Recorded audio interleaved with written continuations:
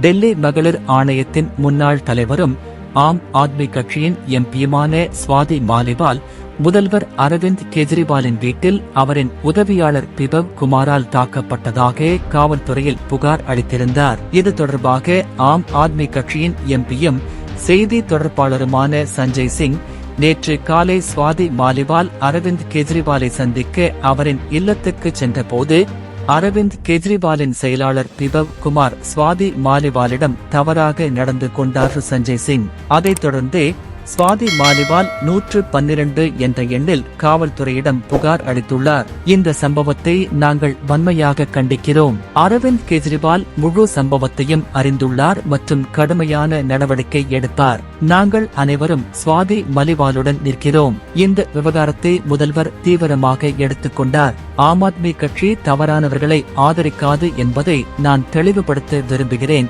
என தெரிவித்திருக்கிறார். இதற்கிடையில் எம்பி ஸ்வாதி மாலிவாலின் புகாரை இதுவரை முறையாக காவல்துறை பதிவு செய்யவில்லை என கூறப்படுகிறது. அதனால் தேசிய மகளிர் ஆணையம் காவல்துறை மேற்கொண்ட நடவடிக்கை குறித்து அறிக்கையை காவல்துறையிடம் கேட்டிருப்பது குறிப்பிடத்தக்கது.